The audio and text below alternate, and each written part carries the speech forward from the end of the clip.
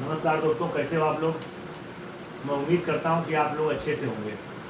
जैसा कि आज 13 सितंबर है और आज सुबह सुबह सूचना मिली है कि हमारे राष्ट्रीय कथावाचक आर्यभट्ट परिवार के राष्ट्रीय अध्यक्ष पंडित श्री गोविंद शास्त्री जी हम लोगों के बीच नहीं रहे। सुन के जो है आज मतलब एक सदमा सा लग गया। हमारे पूर्वांचल, हमारे आजमगढ़ की हमारे शान थे पंडित गोविंद शास्त्री। तो शास्त्री जी को जो है विनम्र श्रद्धांजलि। कहीं भी रहे, मैं भगवान से प्रार्थना करता हूं कि शास्त्री जी की आत्मा को भगवान अपने श्री चरणों में स्थान दे और उनको जो है उनकी आत्मा को शांति प्रदान करें। तो आज बहुत दिन जो है बहुत आज बुरा रहा और उसके आगे मेरे पास शब्द नहीं है। देखिए, मैं हमेशा आप लोगों से कहता हूं कि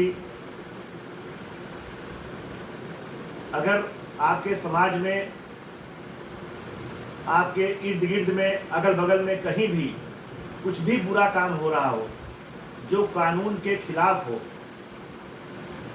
उसका खुल के विरोध करिए। उसका जो है बड़े स्तर पर विरोध करिए। शासन प्रशासन तक जो है उसका विरोध करिए। आज देखिए, मेरे पास अनुराग मिश्रा हैं और एक 22 से 24 साल का जो है लड़का जो है, आज के 1 साल पहले जो है मैं आया था लखनऊ में, तो मुझसे अनुराग जब मिले थे तो अनुराग मेरे रिश्तेदार हैं। तो मैंने बोला कि अनुराग बहुत परेशान हो, क्या बात है, मतलब कोई बात है क्या। तो बोले कि हाँ, मैं एक मिशन पे आवाज़ उठा रहा हूँ और मुझे कुछ कानूनी सलाह की ज़रूरत है। तो मेरे जो भांजे पवन प्रकाश पाठक थे, मैंने उनसे कानूनी सलाह के लिए मैं इनको बोला कि आपको जो भी सलाह चाहिए पवन पाठक से आप ले सकते हो और आप मुझे फ़ोन करना। तो मैंने इनका मिशन जब पूछा तो मिशन ये था कि जो लखनऊ के अंदर जो नाइट क्लब चलते थे, जो हुक्का बार नाइट क्लब जो ये चलते थे, अवैध रूप से जो है उनमें काम होते थे और सुबह 3, 4, 5 बजे तक जो है हुक्का नाइट क्लब चलते थे और उनके अगल बगल वाले इतने परेशान रहते थे क्योंकि गाड़ियों का आना जाना सबका बहुत मतलब लोग डिस्टर्ब रहते थे। तो जिस एक कॉलोनी में रहते थे लखनऊ में, वहाँ भी एक नाइट क्लब था और लोगों की जो शिकायतें सुन करके अनुराग ने जो है उस पर काम किया और इनका लेटर जो है मुख्यमंत्री आदरणीय योगी आदित्यनाथ तक गया। और मैं धन्यवाद दूंगा सरकार का और योगी आदित्यनाथ जी को कि जो एक नौजवान की बातों पे ध्यान दिया, उसकी इंक्वायरी करवाया तो उस सही पाया गया।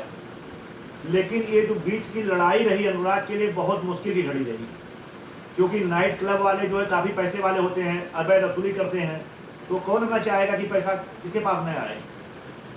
तो इनको काफ़ी सब जो है मारने की कोशिश किए, इनको काफ़ी डिस्टर्ब करवाने की कोशिश किए, इनके ऊपर गलत गलत आरोप लगाने की कोशिश किए। लेकिन सत्यमेव जयते, सत्य परेशान हो सकता है लेकिन पराजित नहीं होता है। तो अनुराग की जीत हुई। और आज आपको बता दूं कि लखनऊ में जो नाइट क्लब हैं उनके लिए एक मानक रखा गया कि रात को 12 या 1 बजे तक ही वो चलेंगे। 1 बजे के बाद 1 मिनट भी नाइट क्लब नहीं चलेंगे। तो इसलिए मैं कहता हूं कि हारा वही जो लड़ा नहीं। आपकी जीत उसी दिन तय हो जाती है जिस दिन आप लड़ने के लिए जो है पूर्ण मन से तैयार हो जाते हैं, मैदान में आते हैं। और हार उसी दिन हो जाती है जब आपने पहले दिन ही हार मान लिया, लड़ा ही नहीं आपने।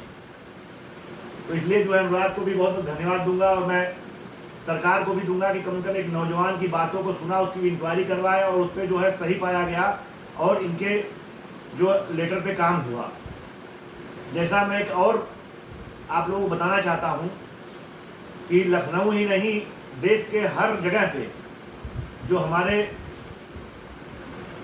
सुप्रीम कोर्ट का जो मानक है, जो सुप्रीम कोर्ट का आदेश है, स्कूल बसों को लेकर के, स्कूल वैनों को लेकर के, उस पर बिल्कुल 5% से 10% काम हो रहा है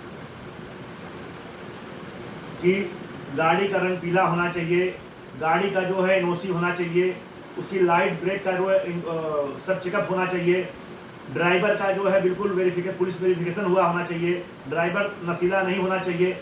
जो भी मानक है 5-7 मानक है जो गाड़ी में जो है मानक के अनुसार ही बच्चों को बैठाना है, वो कतई उस पर काम नहीं हो रहा है। और एक काम पुलिस प्रशासन का होता है, हर जगह सरकार ही नहीं जाएगी, हर जगह सुप्रीम कोर्ट ही नहीं जाएगा, ये हमारा भी दायित्व बनता है। और जो एक पुलिस प्रशासन है उसका काम होता है कि हर एक स्कूल के सामने एक पुलिस वाला हो, जो गाड़ी ऐसी चल रही है उसका चालान करो। बताओ कि लोग अपने बच्चों के लिए क्या क्या कर दे रहे हैं। और एक नशीला दारू पीने वाला गाड़ी चला के ले जा रहा, बताओ पूरे बच्चों को मार देगा।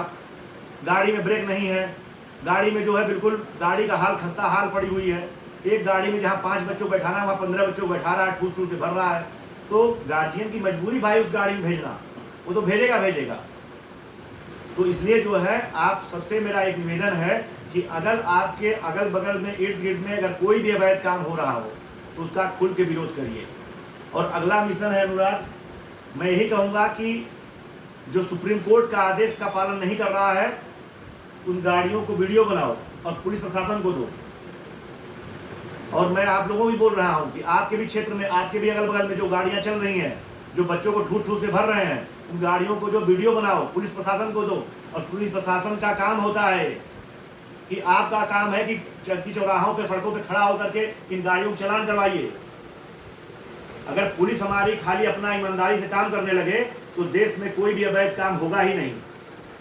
तो पुलिस प्रशासन से मेरा यही एक निवेदन है कि अपनी आप लोग जिम्मेदारियों को समझिए और अपनी ड्यूटी को समझिए।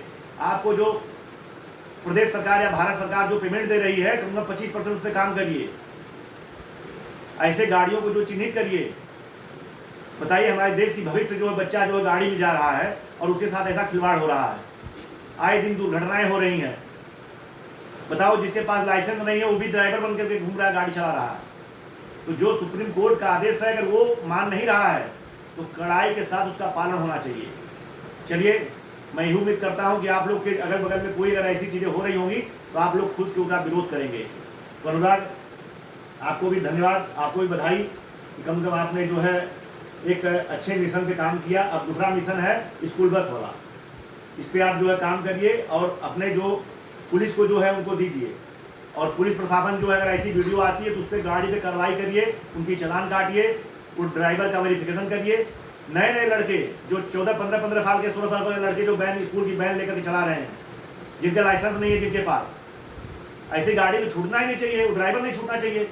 फिर दुर्घटनाएं हो जाती है तो लोग सरकार को गाली देते हैं, मोदी जी को गाली देंगे, योगी जी को गाली देंगे, ये क्या हो गया। अरे गलती भाई जो है नीचे वाले कर रहे हैं, ऊपर वाले का आदेश है। जब सुप्रीम कोर्ट का आदेश का पालन नहीं हो रहा है तो कहाँ से मोदी जी योगी जी का पालन होगा। तो इस पर जो है पुलिस प्रशासन को जो सख्ती से काम करना चाहिए। दुर्घटना होने के बाद आप मत करिए कि दुर्घटना हो गई उसके बाद जो इंक्वायरी करिए, पहले इंक्वायरी करिए, दुर्घटना को रोकने के लिए करिए। तो मैं आप लोगों से यही उम्मीद करता हूं कि आप लोग जो है कहीं भी आपके इर्द गिर्द में अगर हो रहा है कुछ तो उसका खुल के विरोध करिए और डरिए मत। सत्य जो है परेशान होता है, पराजित नहीं होता है। चलिए, मैं उम्मीद करता हूं कि आप लोग जो है जागरूक बनेंगे और एक जागरूक नागरिक होने का परिचय देंगे। नमस्कार, जय हिंद, स्वस्थ रहिए, मस्त रहिए, हर हर महादेव।